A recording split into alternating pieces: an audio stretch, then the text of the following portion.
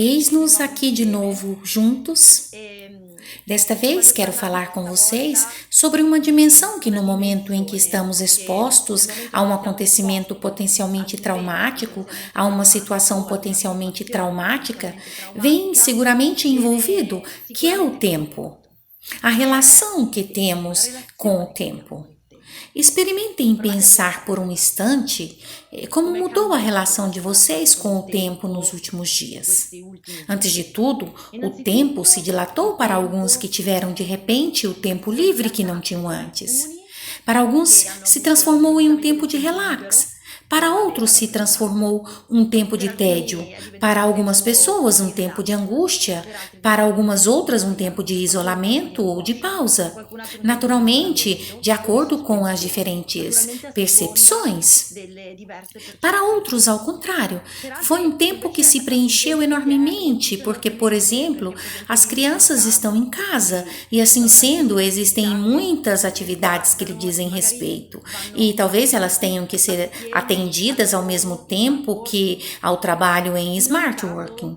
Em cada caso, a relação de vocês com o tempo foi seguramente modificada, mesmo porque os ritmos de vida mudaram. Vocês não saem mais como antes, não existem mais as mesmas dinâmicas que antes havia. Isso, em realidade, para nós seres humanos, é um aspecto fundamental da nossa vida, como nos relacionamos com o tempo. O fato que temos determinados ritmos, o fato que o nosso corpo siga ritmos que naturalmente seriam também naturais, a cronobiologia nos ensina isso, mas também são os ritmos que nós impomos ao corpo. Para alguns, por exemplo, esses dias marcaram o se perceberem finalmente livres para seguir um tempo próprio, o que não é previsível habitualmente. Para outros, esses dias marcaram o se sentirem forçados a momentos diferentes daqueles aos quais estavam acostumados. Portanto, é muito importante neste momento, antes de tudo, interrogar-se, perguntar-se que tipo de relação estou tendo com o tempo que vivo, aquilo que está acontecendo, quanto está mudando a relação entre mim e o meu tempo, entre mim e o tempo que passo sozinho ou junto com os outros. E há também um outro aspecto que diz respeito justamente ao trauma por si só. No momento em que nós estamos expostos a um trauma, perdemos ou pelo menos sentimos muito comprometida aquela característica natural. Já havia entendido isso Santo Agostinho sobre o tempo humano, de ser uma gangorra, ser um tempo da alma que viaja entre o passado, o presente e o futuro. É claro que neste momento o futuro nos parece extremamente incerto, os compromissos que havíamos programado são adiados, as condições mudam de um dia para o outro e não sabemos o que será, não sabemos o que acontecerá. Torna-se difícil poder imaginar onde iremos nas férias, o que faremos, não sabemos o que sucederá no nosso verão ou nem mesmo na nossa primavera que está chegando. Então, alguém diz que o trauma tem a característica de parar no presente, não o presente das tradições espirituais, o aqui e agora, mas um presente que não parece ter saídas, no qual é difícil dizer farei.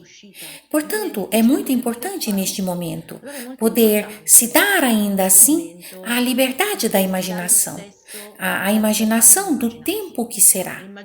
Naturalmente, agora não é possível enganar-se, dizendo que se programa alguma coisa quando não seja possível programá-la, mas pode-se ter outro tipo de tempo, isto é, como vou ser? Quem serei eu quando as condições mudarem? Um paciente me disse: estou certa de que esta emergência em um certo momento terminará, mas eu voltarei a ser como antes? E como estarei? Portanto, essa linha do tempo emocional é um jogo que convido você a fazer com você mesmo, a não negligenciar, porque em realidade a alma tem necessidade de movimento entre o passado, o presente e o futuro. E então, neste momento, não se pode parar somente no momento presente, mas tem sentido jogar entre aquilo que foi, o que somos e o que seremos, porque certamente devemos nos perguntar sobre o que seremos depois de tudo isso. E fazê-lo dá um alento à alma e, ao mesmo tempo, prepara o mundo que virá. E talvez haja a possibilidade de sairmos diferentes desta experiência. Pelo menos cada um de nós a tem.